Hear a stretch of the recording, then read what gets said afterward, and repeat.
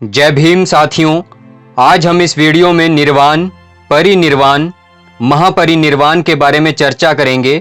इन तीनों शब्दों में थोड़ा कन्फ्यूजन रहता है कि इसे कब, कहाँ और कैसे प्रयोग में लाना चाहिए। निर्वाण शब्द दुख मुक्त ज्ञात प्राप्त होने की अवस्था को कहते हैं। जो व्यक्ति दुख से मुक्त हो जाता है, जो व्यक्ति बौद्ध ज्ञान प्राप्त कर लेता है, उसे निर्वाण कहते हैं। निर्वाण शब्द को पाली भाषा से लिया गया है। पाली भाषा में इसे निब्बान कहते हैं। जो व्यक्ति अपने शारीरिक रूप के रहते हुए चित्त की तृष्णाओं को दमन कर देता है, उसे निर्वाण प्राप्त व्यक्ति कहा जाता है। वैसा व्यक्ति शारीरिक रूप से तो जीवित है, पर उसने अपनी सारी इच्छाओं को त्याग दिया है। अब बात करते हैं परिनिर्वाण की। जिस व्यक्ति ने निर्वाण प्राप्त किया हो, जैसा कि हमने बात की कि जो दुख मुक्त होता है, जिसने शारीरिक रूप से जीवित व्यक्ति ने सारी इच्छाओं को त्याग दिया है, अगर उसकी देह त्याग हो जाती है, जी हाँ, वह देह त्याग कर देता है। जिस व्यक्ति ने अपने शारीरिक रूप के रहते हुए चित्त और तृष्णाओं को दमन कर दिया है और वह शारीरिक रूप से तो जीवित है, पर उसने अपनी सारी इच्छाओं को त्याग दिया है, अब वह अगर अपनी देह त्याग देता है तो उसे परिनिर्वाण कहा जाता है। जी हाँ, जिस व्यक्ति ने निर्वाण प्राप्त किया हो, जीवित व्यक्ति ने निर्वाण प्राप्त किया हो और उसकी देह त्याग हो जाए, वह अपनी देह को त्याग दे, तो उसे परिनिर्वाण कहा जाता है। चलिए बात करते हैं महापरिनिर्वाण के बारे में। इसे पाली भाषा में महापरिनिर्वाण कहा जाता है। और ये कब, किसके लिए प्रयोग में लाया जाना चाहिए?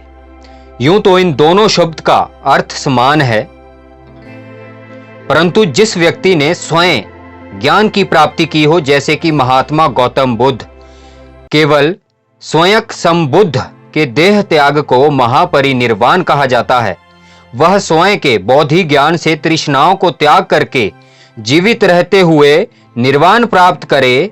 जब भी वह देह त्याग करता है तो उसे महापरिनिर्वाण कहते हैं। आप इन तीनों शब्दों का अर्थ समझ चुके होंगे। अब समझना यह है कि सभी के लिए यह शब्द प्रयोग में लाया जाता है कि नहीं।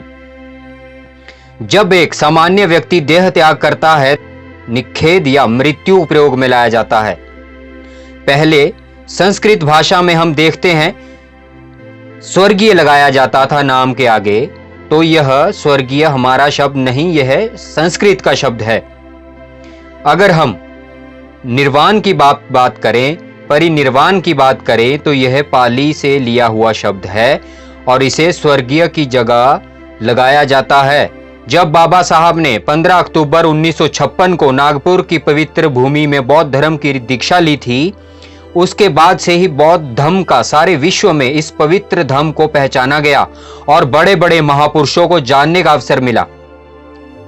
एक समय था, बाबा साहब की देह त्याग के समय से यह शब्द स्वर्गीय से हटाकर स्वर्गीय शब्द हमारा नहीं है। अपना शब्द ढूंढने की बहुत कोशिश की गई, तब हम परिनिर्वाण शब्द को लेकर ढूंढ के आए और उसको राहुल जी ने एक शब्द लिखा, परिनिर्वित। परिनिर्वित, और यह पाली शब्द से परिनिभूत भी कहा जाता है। इस दिन से यह शब्द हर जगह प्रचलित हुआ। हम कह सकते हैं बाबा साहब डॉक्टर BR अम्बेडकर जी के परिनिर्वाण के बाद से ही यह कहा जा सकता है कि इस धर्म का बहुत जगह पूरे विश्व में प्रचलित हुआ। उसके बाद स्वर्गीय की जगह परिनिर्वाण शब्द यूज में लाया गया। मैं आपकी जानकारी के लिए, सबकी जानकारी के लिए ये बताना चाहता हूं कि 6 दिसंबर बाबा साहब की याद में मनाया जाता है। मनाएं, अपनी अपनी जगह मनाएं या एक जगह डिसाइड करें। जय भीम, जय संविधान, जय भारत, नमो बुद्धाय।